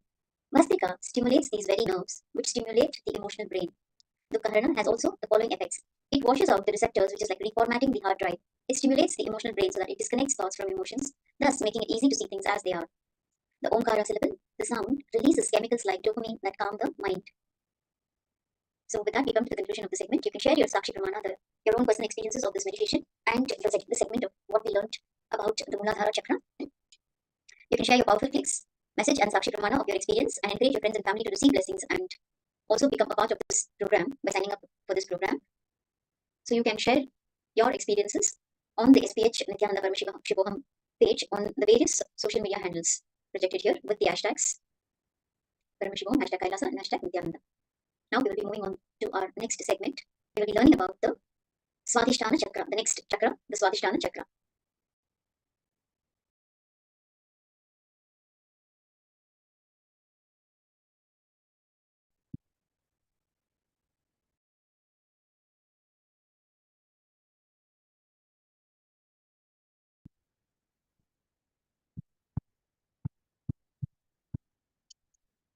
So now we will look closely at the thought trends that developed in us, which make us experience fear in our life. How many of us are stopped by fear in life? A lot of us, and there are some of us who have fear even to raise our hands. I would say almost every human being is stopped by some fear or the other in life. So can you shout out some of your fears? The Swadhisthana chakra is located 2 inches above the Mooladhara chakra and 2 inches below the navel center. In Sanskrit, Swadhisthana means where your being is established. Swa means self and Adhisthana means established. What blocks this chakra? It is blocked by fear, especially fear of death. And how to unblock this chakra? This chakra flowers with acceptance of fear and acceptance of death itself. The Nirbhaya Dhyan meditation will open this chakra. What keeps it alive is practicing authenticity in all dimensions. All our fears are actually fear of death under various disguises, that's all. Every single fear is related to the fear of death, but in a convoluted way. Because it is convoluted, we do not see it as a fear of death. Without fear, the word death, as we come to see, loses its meaning. So what is death? Death is not something that happens at the end of our lives. It is happening every moment of our lives. Every act of ours is unconsciously related to death and the fear of dying. Death changes the very quality of our life. It is not the end, but the climax of our lives, towards which our whole life has been oriented. Why is that? Because our idea of life is controlled by our concept of death. So understand, fear is not in your control. Greed is actually very easy to handle because it is in your freedom. But fear is difficult to handle because it is not in your control. The fear is rooted in the deeper DNA strands. For a normal man, 2 DNA strands are alive. All your fear is rooted in these 2 DNA strands. Your greed is not your blind spot. Blind spot means that which exists in you, but which you cannot see or identify its existence. In fact, others see your blind spots easily. So your greed is not a blind spot for you. You can see. You can see it, you can choose it, allow it and accept it, and it exists. But fear is different. It is rooted in deeper strands of DNA, which are dormant or inactive most of the time. That is why the fear creates stronger chemical reactions in you than the greed. That is why you have expressions like butterflies in the stomach, churning in the stomach when you have fear. Fear manifests in many ways in our lives. Fear of losing your wealth, name and fame, the identity of the outer world. Fear of losing your health, both your physical as well as your mental health. fear of accidents or fear of losing parts of the body, fear of losing your loved ones or their love, fear of ghosts, God, and death. All our fears are actually fear of death, but under various disguises, that's all. Every single fear is related to the fear of death, but in a convoluted, roundabout way. Because it is a convoluted roundabout, we do not see it as fear of death. Without fear, the word death itself loses its meaning that we have been associating with it. So why do we bother about death? Because we don't even know what will happen after that. This is the unknown factor, and that is why we have fear. If you know which house you will be coming back after you die, you will just transfer all your things to that house while you are alive. That's all. But death is not like that. It is totally unknown to you. That is why you have fear of death. Usually we think death is what happens at the end of our lives. If death was nothing more than that, it would be so easy. But death is not something that happens at the end of our lives. It is something which is happening every moment of our lives. Every act of ours is unconsciously related to our death, the fear of dying. Death changes the very quality of our life. It is not the end. It is the climax of our lives, towards which our whole life is oriented. Why do I say that? Because our whole life is controlled by our concept of death. Even our social structure is dictated by our concept of death. In fact, all great religions and world philosophies have risen out of trying to answer one question: what happens after death? In trying to answer this one question, different life solutions have taken root. The cultures which believe in a single life with no concept of reincarnation have poured all their energies into excelling in life. They have achieved the peak in terms of assimilation of information, gaining of knowledge and material comforts. Maximum out of life. These cultures have given rise to science, and science helps us to live life at its optimum and helps us get the maximum out of this life. The next life solution is eternity. Eternity is granted. The cultures which believe in reincarnation have turned the focus of their life inwards. Their search is different. They are not motivated to live life in a hurry because eternity is granted to them. You can see the play of this concept clearly in the behavior of the people. In India, if a program is scheduled to start at 6 o'clock, you can be sure that it won't start before 7:30 because people have eternity before them. Our whole mental setup, the course of our lives, our society, our culture, religion, everything is based on nothing but our idea of death. We try our best not to think about death, but death pervades every moment of our life. When we understand the depths, the secrets and mystery of death, we will understand the secrets of life. We need to solve death and see it as a mere continuity in a different form. Otherwise, we will miss life itself. If we understand and remind ourselves again and again that death is nothing but continuity in another form, slowly we will be out of the fear of death. And when we stop fearing death, we will know to what extent we have been missing life. We take life for granted and we live so superficially that we miss many aspects of life. Understanding death will simply teach us to look into life with more awareness. Somehow, for most people, life never goes beyond the Swadhisthana chakra. Life never goes beyond fear of death. We live and die between the Mooladhara and Swadhisthana chakras, between desires and fear. We don't know any other way of life, or we don't have the courage to take on any other way of life.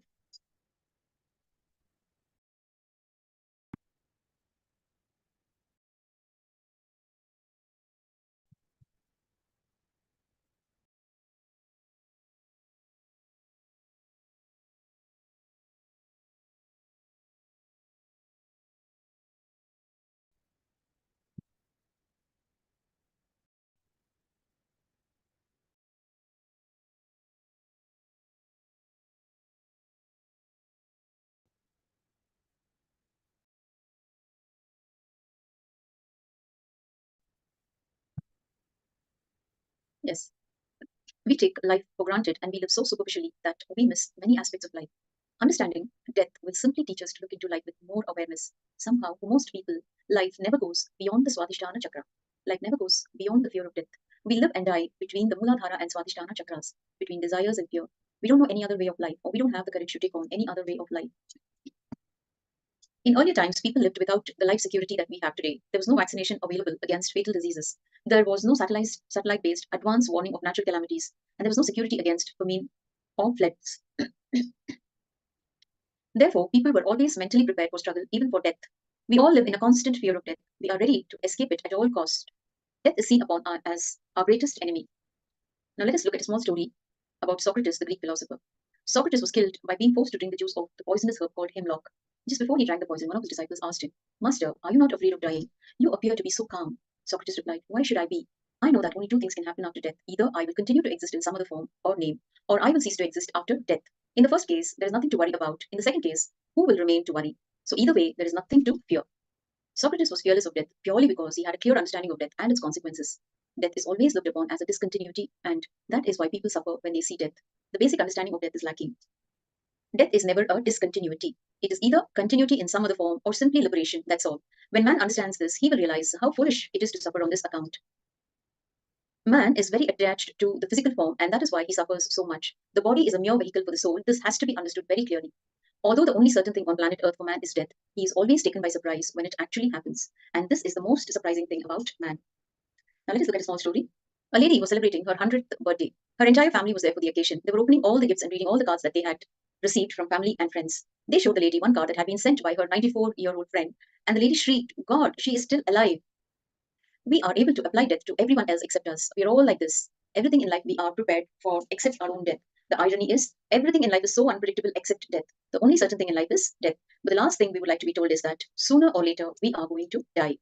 When you conquer the fear of death, you conquer death itself, because death is just one more imagination. Just like how, as in the Muladhara Chakra, our greed and fantasy makes us imagine the world to be more beautiful than it actually is. Here, our fear makes us imagine death to be more frightening than it actually is. So when we experience death psychologically, you release the energy that has been locked in the Swadhisthana. And it is because we wear glasses of greed and fear, which does not allow us to see reality as it is.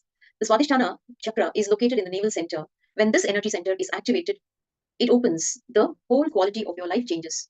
Because of your capacity to accept death as just a continuity in another form, your capacity to enjoy life is transformed. Your whole body relaxes, your consciousness expands, your living capacity expands, whether you accept it or not. Every moment of your life, the fear of death lingers in the subconscious mind. By understanding death and fear of death, your life will be enriched. So we will do a couple of powerful meditations which will work on the fear of death in you. So in this program, we will work on day-to-day fears that we face daily. Fear of death is a very important fear which we will work in this program. Now let us look at common everyday fear. There is always a current of fear in us. Sometimes certain incidents cause a spike of fear in us. These can be caused by sudden events, running into someone unexpectedly in a semi-dark room, or even simple events like negative feedback from our boss at work or spouse at home, which invokes a sense of survival in us. These fear strokes can happen with great intensity, although they are for a very short duration of time. Fear strokes weaken the immune system. They release depression-inducing chemicals and even accelerate our aging process. The intensity and frequency of our fear strokes can be greatly reduced by reducing the intensity and the depth of the regular fear that is in us. Only from this regular fear, the fear strokes arise. If deeper understanding and clarity can reduce the regular fear, the fear strokes will also reduce. We have a powerful mechanism that protects us from danger and is closely connected to fear. This is called the flight or fight mechanism. All of us have a part of the brain called the amygdala, which is the primary location where the base emotions are processed. Feedback from the outside world, such as sight, sound, etc., enters the brain and takes two paths. One path leads to the amygdala, and the other, much longer path, leads to the cerebral cortex, the thinking, reasoning, conscious part of the brain. The amygdala can be found in most animals. This is the part of the brain that they use to determine danger and whether they should run away or stand and fight, the fight or flight reaction. The prefrontal cerebral cortex, on the other hand, is seen only in human beings and some apes. It is a recent development. Millions of years of evolution has programmed us to react with the amygdala first and the cerebral cortex later. When the amygdala rings the alarm bells, it triggers the adrenal gland, which floods the body with hormones that stimulate faster heart rate and quick muscle reactions. The following graph. Now, when this system was put in place in our brain, tens of thousands of years ago, there were physical threats to our life. But now, we are mostly living with environments which do not have such threats to our life. Most of the threats we face tend to be psychological. The problem or the difficulty here is that we react to current situations using mechanisms that were developed millions of years ago, even though the same kind of threat to life does not exist. For example, when our manager or spouse start giving negative feedback, we interpret them as intense threats and react with either flight or fight reaction, whereas a rational reaction would be much better. This is not all. The amygdala is simultaneously flooding the cerebral cortex, the conscious part of the brain, with neurochemicals that change its functioning. In its flooded state, the cortex does not receive, process, or store information in its normal way. Thus, in this new environment, the amygdala regularly hijacks the conscious brain in the face of the mere threat of psychological, not physical pain.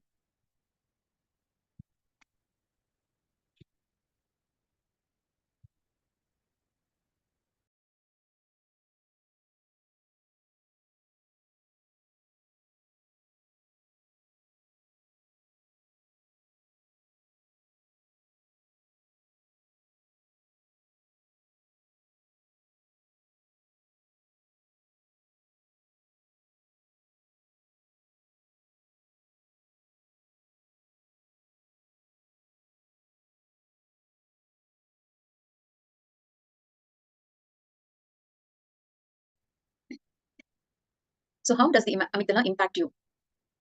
We are studying the results of how the amygdala can impact one. If you can bring in awareness to your thought trends that want to avoid confrontation when it comes to you receiving negative feedback, you will be able to control the amygdala.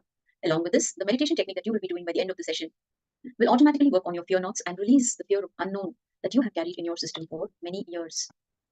What can overcome fear and open the Swadhisthana? It is again authenticity. But here we will be talking about other dimensions of authenticity. Earlier, we saw only 2 dimensions of our images. Now there are 2 more. The first of these 4 identities is Mamakara or inner image. It is the inner image and experience that you carry about yourself. I am healthy, I am ugly, I am intelligent, I cannot tolerate hard work, I love people, etc. You carry many such inner ideas about yourself. Unfortunately, the idea you carry about you is always less than what you project yourself to be for others. The second identity is Ahankara or outer image. It is how you project yourself to others. You may try to project yourself as powerful or talented. Unfortunately, whatever you project is always far more than what you believe yourself to be.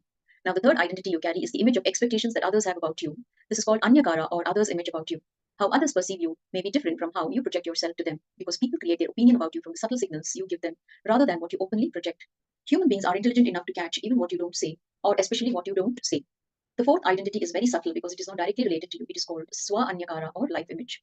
Life image is what you experience life to be for you. For example, you may feel life is lonely, or life is complicated, or life is sacred, or life is scary, or life is always showering me with everything I need. Please understand, this is also your identity because it defines the exact experience you will be receiving from the people and situations in your life. It is our idea of life that constantly makes us scared. We have ideas that life itself will deny us. Life is unfair. Life is unsafe. We have ideas that others are out to get us constantly. All these ideas keep us in fear and keep the Swadhisthana chakra blocked. When you are inauthentic, especially in the words we give others, we experience the hangover of fear. This means we are not stretching to meet others' expectations of us or what we think the world expects of us. What is fear? Whenever you utter a word to yourself, the incomplete part of you sitting inside you, making mockery of you, is fear. Inside you, your being is divided into 2 halves. One half is the complete you. The other half is a big chunk of you, which is the incomplete you. The complete part of always operates from a zone of possibility. And as you live and leaves you expanding in life. On the other hand, the incomplete part in you always operates from a zone of past incompletion and zone of no possibility and leaves you shrinking in life. The incomplete part in you does not have confidence on any word you utter to you because many times you fail and you are out of integrity with you. Because many times you are out of integrity with you, one chunk in you, which is the incomplete part of you, does not believe you. It does not trust you. So whenever you make any plan, a part of you mocks at you. That mockery is fear. Each time you utter the words without being authentic to your possibility, you encourage the hangover of your pattern in you. The way to overcome this is to align all 4 images completely. For example, you could align the 4 images like best inner image is confidence, best outer image is showing the same confidence, humble but not weak, powerful but not arrogant. The best others image could be loving, caring, and supporting, and best life image is life is here to support and love me. Let us look at a personal example from Swamiji where he says, inside, how I feel about myself is a vast emptiness, space, a space which is completely complete. The outer image I show, I declare boldly that I am an incarnation and I am here to transmit this experience to others, and I am very clear. A doctor saying he's a doctor is not arrogance. He has to tell that is a fact. And same with me, I have to tell who I am. The next is others' image. I am responsible for all the expectations from me. Heal your headache, knee pain. To heal your headache or knee pain, I am responsible for it. So anything in the range of Shakti, I am responsible because I have declared efficiency in causing that reality for you. But I cannot hit a century as it is not in the framework of my declaration. I have to give you energy and intelligence. And if you cannot do it with energy alone, I have to create the space for you to understand how you can. I have to teach you how to receive the energy, teach you the science of receiving the energy. So I'm just taking the example of a couple who were there in the program. If she expects you to be a good husband, you are responsible. Within the purview of your declaration, you are responsible. When people come to you for help and you are a doctor, you are responsible as their expectation is within the purview of your declaration. So we're looking at more examples of others' image. The next is, if I have initiated you as a disciple, I have to wait until you get enlightened. Now you understand, don't have desire for the seat. Don't think, why is he being worshipped? It comes with responsibility. You take up the responsibility and we are there to worship you too. The best life image I wanted to have. The whole life, everyone is there to celebrate with me. All the 4 are aligned, and that is why I am settled. Now, I will help to raise you to what you think best about you and align it.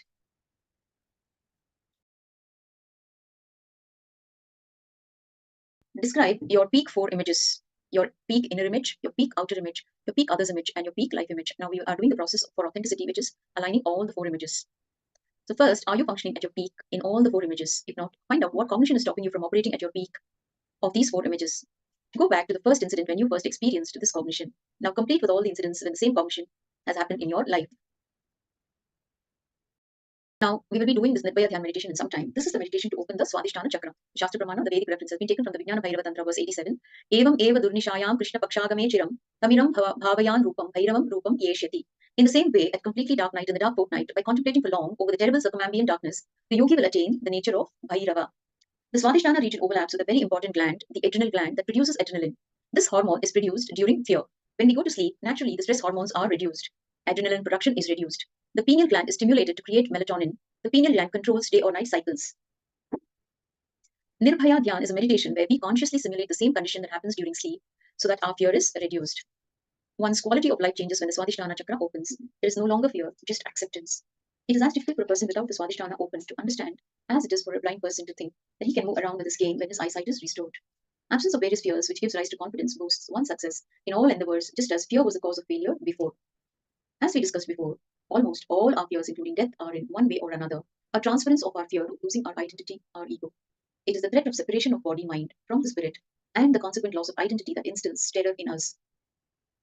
The meditation that we are about to do, if done with awareness, can reproduce that feeling and help us face the eventual certainty squarely now. This meditation is called darkness meditation. Tantric followers meditate upon darkness to feel the intensity of Mother Kali, the primal power or Shakti. Darkness is the mother's womb where we originate. It is also death where we return. Darkness is the start, the passage, and the end. By meditating upon this darkness, you will feel liberated. During the meditation, become aware of the darkness around you as intensely as possible. You may feel as if you are separating from your body. If that happens, let it. This meditation is done for 21 minutes. This can also help you. This can also be done by you at night before sleeping. It helps you to sleep well. So sit comfortably with your back, with your neck, spine, and back in a straight line. Close your eyes, exhale deeply a few times, and let the inhalation happen naturally.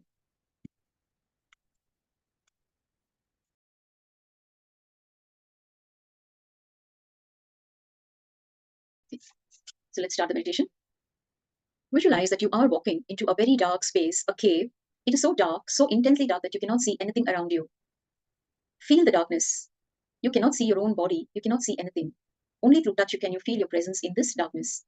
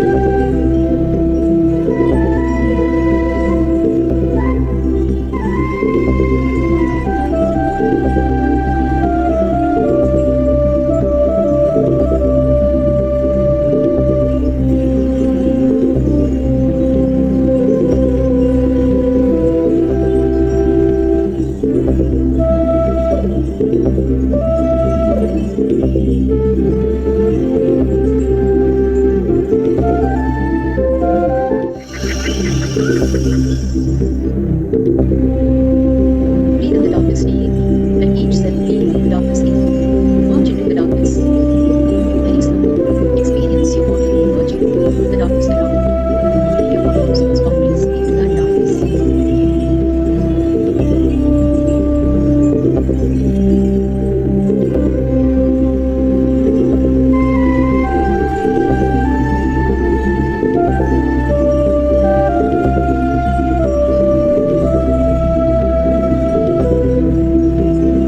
Let every cell in your body and mind breathe into the darkness, become one with the darkness, merge into the darkness.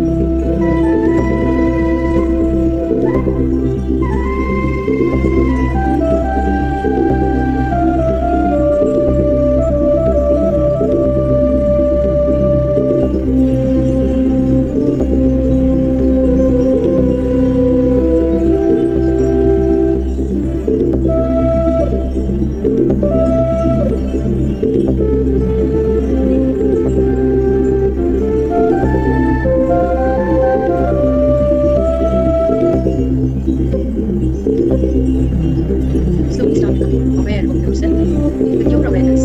Start experiencing your entire body. Gently, slowly, bring your body to the dark space within.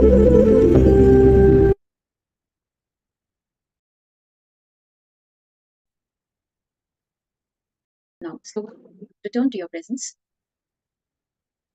Om Shanti, Shanti, Shanti. So you can slowly open your eyes. This meditation should be done when it is dark outside with no lights inside. After the meditation, it is preferable to sleep, but since we are attending this program, we can continue to be here and attend the next segment. So with that, we conclude the segment. Okay, let us now conclude with the Purna Mantra. Please sit with your head, neck, and spine in a straight line as we chant the Purna Mantra. Om Purnamada Purnamidam Purnat Purnamudachyate Purnasya Purnamādāya Purnamevāvasishyate Om Shanti Shanti Shanti Hari Om Tat Sat Sarvam Bhagavad Shri Nithyananda Paramashivoham Padukarpanamastu Om Nithyanandam. Thank you all for your participation. Let us wait for the next Acharya, Nithyanandam.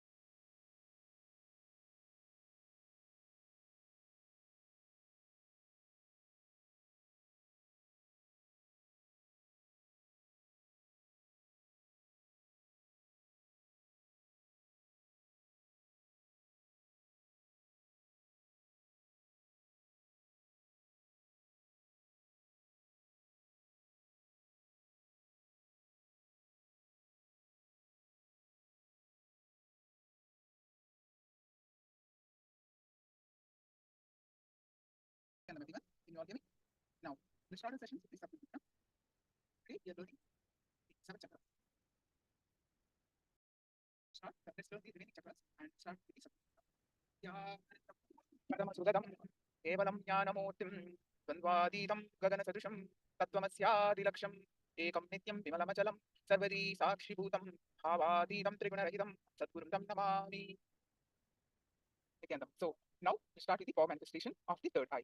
So please post your powerful cognitions from Living Enlightenment book.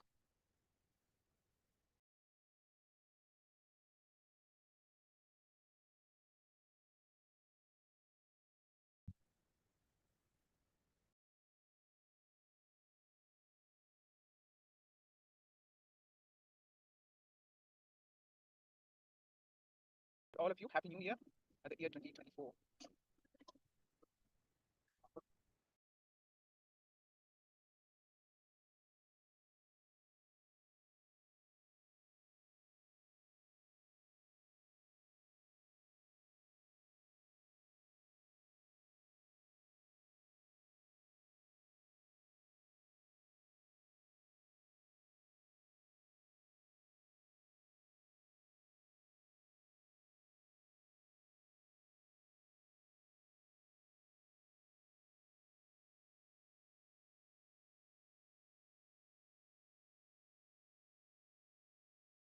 So the powerful cognitions posted. The only relationship between thought is that they come from the same source.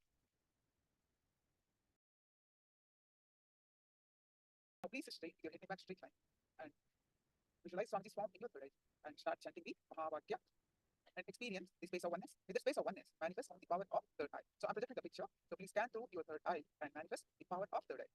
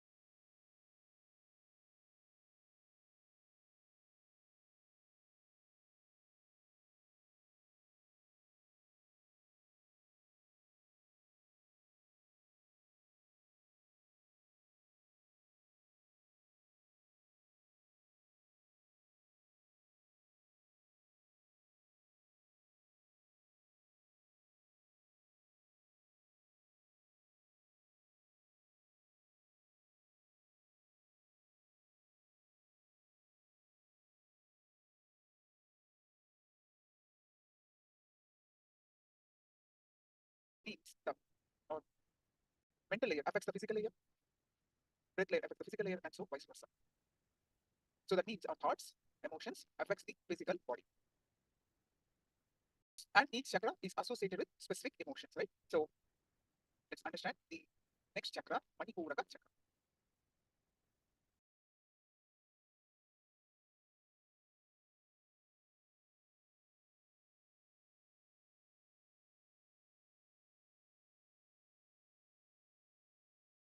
to the Manipuraka chakra located at the navel center, and the Sanskrit Manipuraka means Manipuraka. Mani means jewel. Puraka is city. So basically, city of jewels. Blocks this chakra is locked by the constant worry. What unblocks the chakra is it flowers when you stop worrying about the worries. The diabetic Kriya meditation will open this chakra, and what emotion the practice in integrity will continue to open this chakra. See, whatever emotion, the worry that we entertain, this chakra is blocked.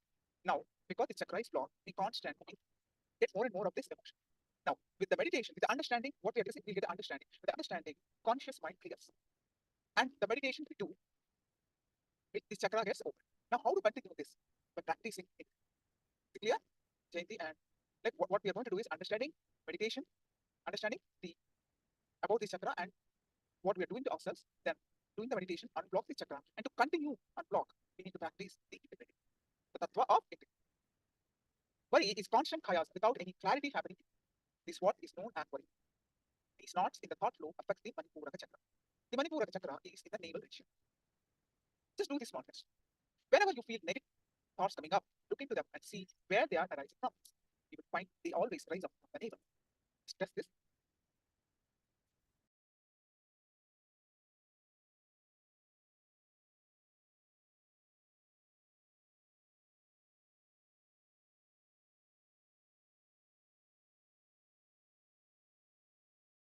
So, whenever you feel worried, whenever a situation arises that you simply can't handle, the first thing to get affected is your navel, your stomach. You can physically feel depression at the weight in your stomach. That's why we always say, I can't stomach it, I can digest it. This expression is there in all the languages. It is universal. Constant worry blocks the Manipuraka chakra. When you worry, you will not know whether it is fear or greed with which you are suffering. You will not know if it is the past or future that is causing anxiety, but you will be suffering. All you will experience is just chaos and confusion. What you are saying are the reason for worry. What is worry? If you find reasons why we are worried, this session will never end. Each of you will be ready with a long list. My business is down. I have no peace of mind at home. I have so many problems that you can't even imagine. I don't have children. I have children. I'm worried. The reason. We all have so many worries. And if we can't find any worries, we will worry about not having any worries. We start feeling secure. Before defining worry, I just want us to recognize a few things about worry. First, ask if I ask you why you worry, you will list so many reasons.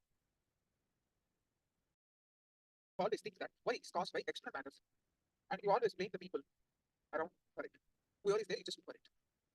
If the cause for worry was external, there should be at least one person out there who has beaten all these causes and is free from worries.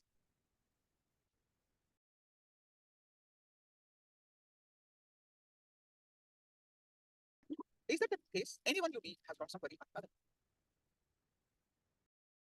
So whether they are rich or poor, married or unmarried, with children or without children, working or having their own business, everyone seems to have worries.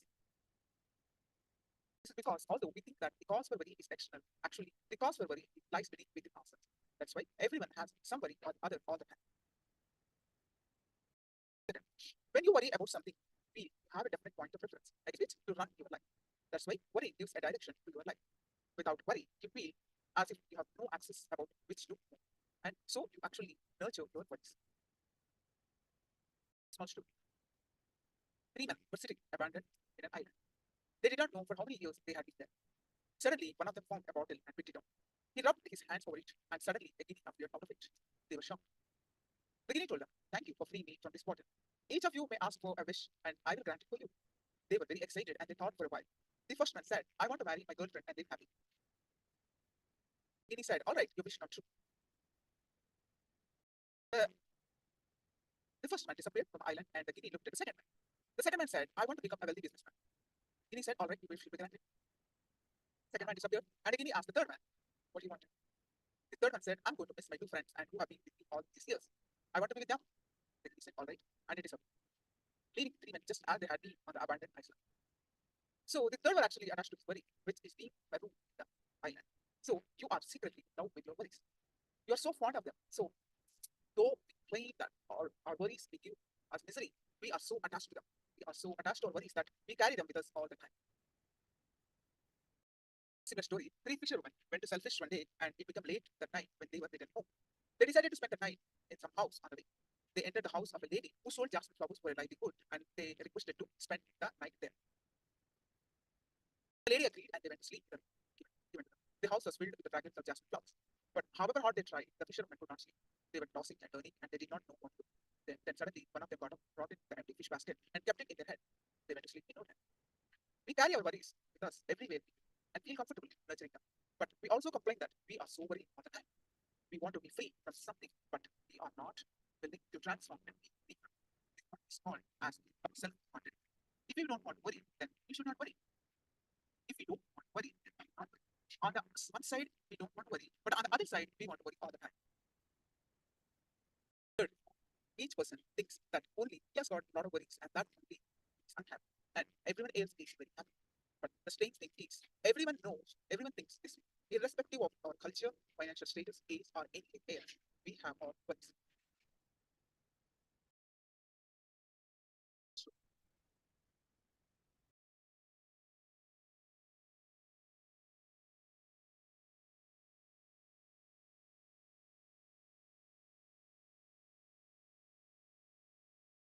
There's a kingdom. In the kingdom that everybody is kingdom is depressed because each person felt that they had the maximum worries and nobody else had any such worries.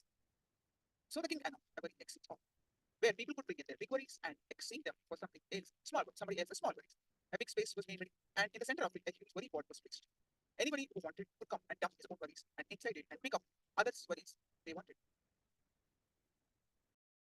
The only thing was they had to pick up somebody's.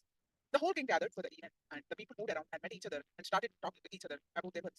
After a long time, the event was declared open for the worry exchange. A lot of time passed, and not a single person came forward to drop their worries in the pot. The king asked his minister what was happening. The ministers replied, Your Majesty, after all that interaction, everyone thinks that their own familiar small worries are much better than everyone else's worries. So, if we get down to the bottom of our so-called worries, we will understand that we are simply manifesting things that are not so bad at all. We simply talk in the air without getting down to the actual facts. If we get down to the facts, it will be not even 1/10 of what you worry about. So, if we come back to the question, what is worry? An unwanted but continuous stream of words happening inside us all the time. Just watch your mind when you are worried about something. You will see that a continuous stream of thoughts is being generated in your mind. Totally disconnected thoughts, usually negative thoughts. An influx of negative and repetitive words will be like a current in your mind.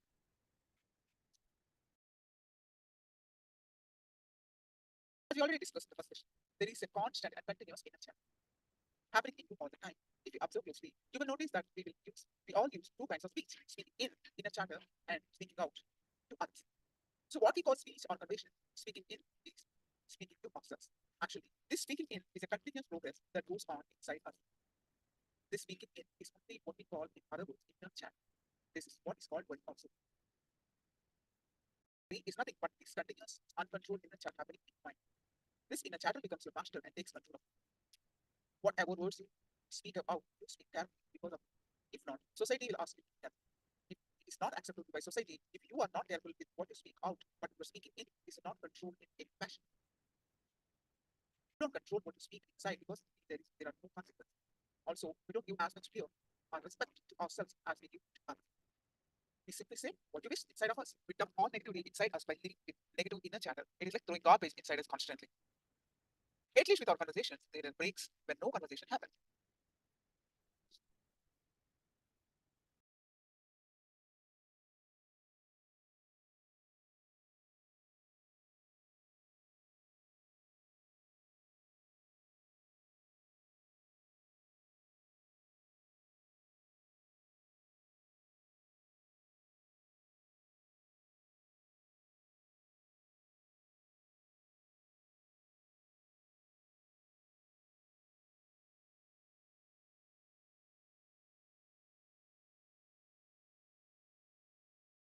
The chatter is that it can drive you mad, actually. Many times, even outside, if we could be escape that's why so much talking on. People are afraid to be silent because there's a bad house inside. So they push us to talk themselves outside. So what exactly? Right. brightness. Just sit for 2 minutes with your eyes closed, independent paper, and don't focus your mind on anything. Just witness your mind, just see what's going on in your mind. Almost as soon as you close your eyes, that there's a continuous stream of thoughts going through your mind. Write down honestly whatever thoughts are there. Just write whatever is going on. However unconnected the thoughts may be, do this by take a couple of minutes and write down whatever thoughts are coming.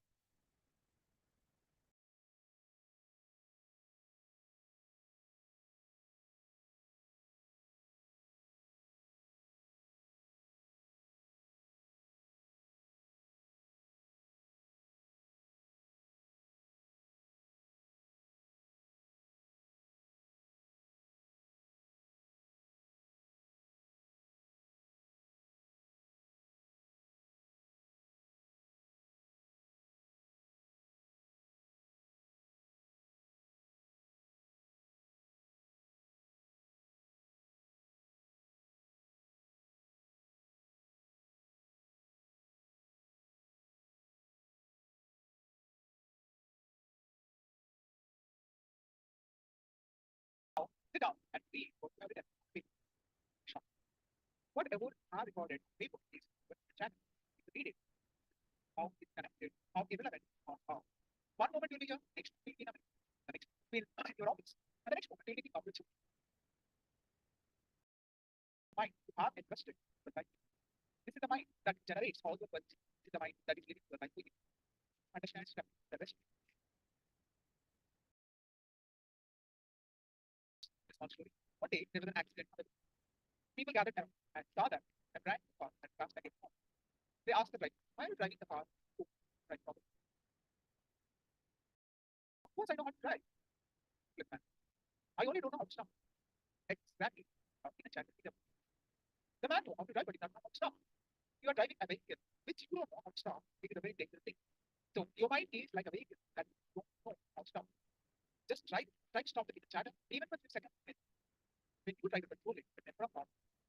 And you will have proposal to stop your mind. Understand what happening? Right. Create worry is the mind, the way. But searching for answers in all wrong places.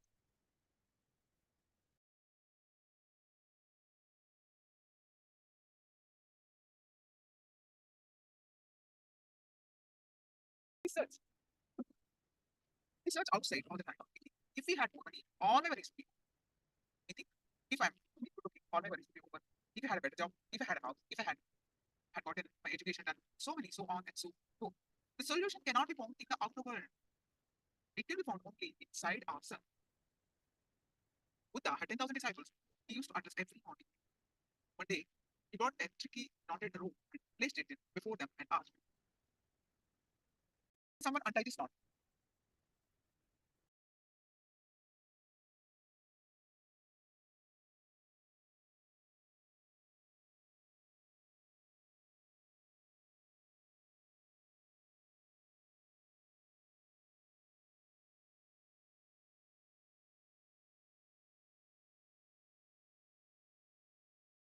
The disciples came up to the knot, but not do it. One intelligent disciple came up and looked at the knot for a while and undid it easily. You have to look at the knot and see how it has been made.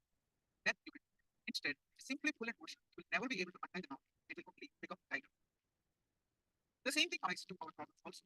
The problems, diseases, emotions you are struggling with are nothing but knots in your system. Once you clearly understand how the knots have been created, you can take the right step to untie them. So, what is the way people think? First, understand that words are life. Whether you realize it or not, your life is built on words and commitments. The words you give to yourself and others form the structure on which your life building is built. If your life can be compared to a building, the words you give to yourself and others are like a foundation of this building.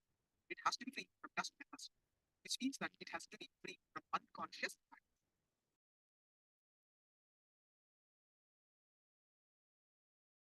Unconscious words you give to yourself and others is also the dust and rust on the building. The building built upon a rusty, dusty structure cannot last long. It has to be made of pure, authentic, strong steel. In the same way, your life is built on the words and commitments you give it to you and others. It has to be without any unconsciousness or unawareness. The strength of your life is based on the words and you give it to you and to others. If your words are conscious, your life will be conscious. Because if your words are unconscious, your life will be unconscious. Your life will be unconscious. That's why integrity is the basis for your life. Integrity is part of your life energy. It is the energy on which you and the whole cosmos run. Integrity is you fulfilling the word and heart. You give it to yourself and to others and experience a state of a completion with yourself and with your life.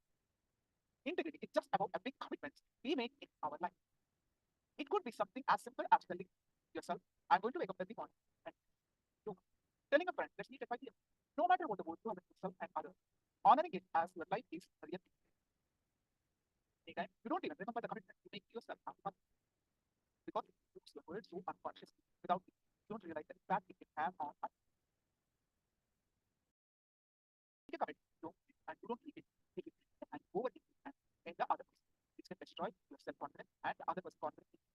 When you utter unconscious words in a relationship or in your business or anywhere else in your life, you will be aware of what consequences it's going to have in your life. You're unaware of consequences of your words, life will always be shocked. If life is continuously being shocked, you understand that you are not thinking.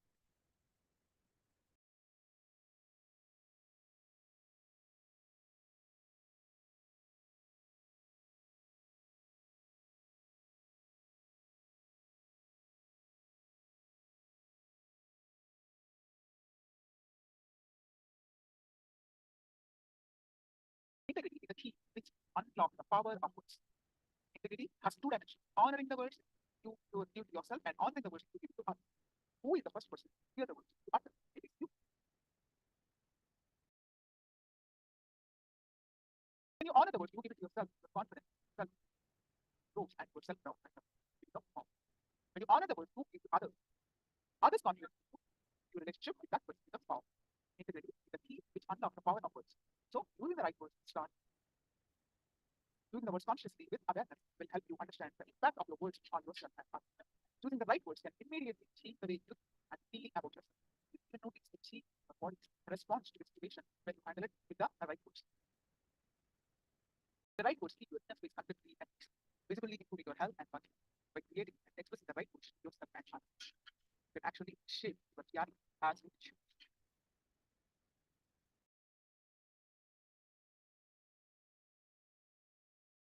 Become the words you speak to yourself and others.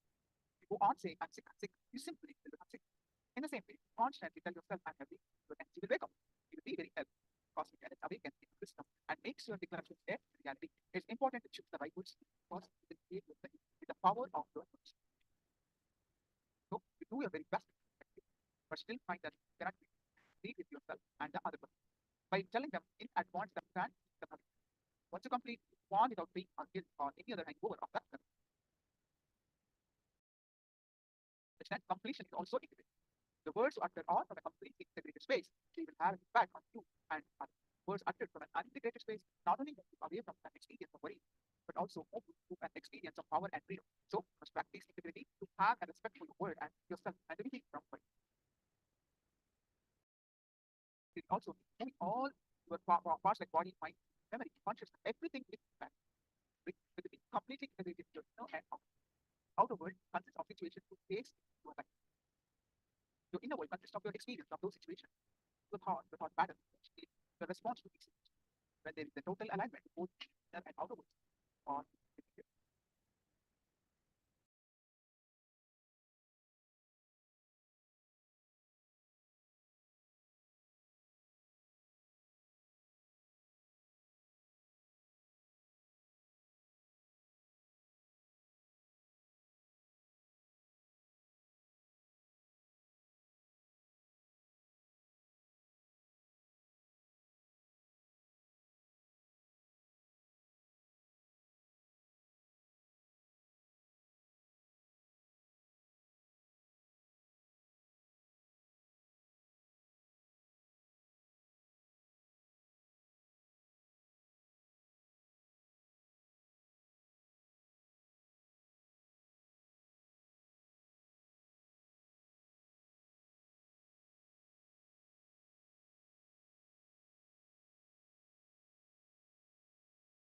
Your inner world consists of your statements of those thoughts or patterns, moods, feelings, and your response to those.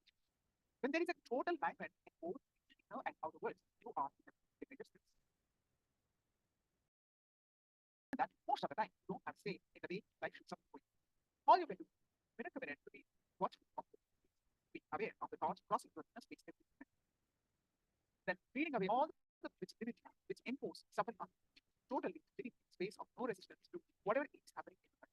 That is when the word you utter will be coming from space of your living and will have the power to shape your living reality. This is when you move from body to form. Also, when you're in such an integrated space, you will completely honor the word's pattern. So, being in integrity, you honor your word as yourself. Being integrated in your inner and outer world, being integrated with your mind and words is the completion of your word. That is when you are in your innate original state of being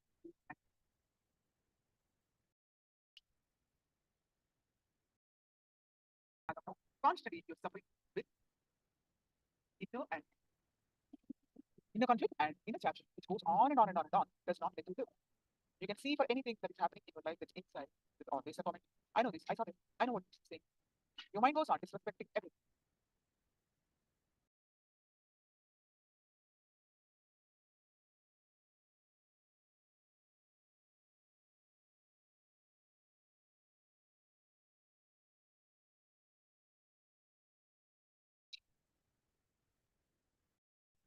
In the chat, not letting you anything creative happen.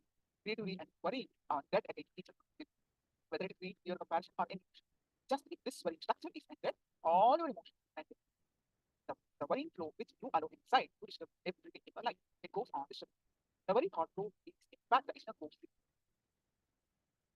As of now, constantly you are suffering with inner conflict, the inner chatter, which goes on and on, does not let you think. Anything that is happening in your life, there is inside always a comment. We just try telling ourselves that we should not get worried. What will happen? Say that. You will create one more worry of not wanting to worry. So never say stop worrying. It is utterly impossible. The only thing you can do is stop worrying about your worry. Now, write down all aspects of your life that you worry about. For each of these worrying aspects of your life, write down the thoughts you have, the words you utter, and the actions you take. Identify where you are not examine where you take your words and did not honor the words you fulfill them.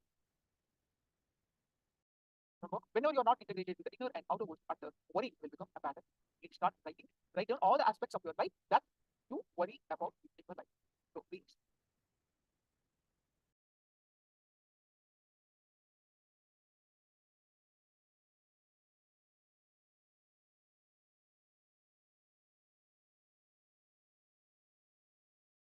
Start it down.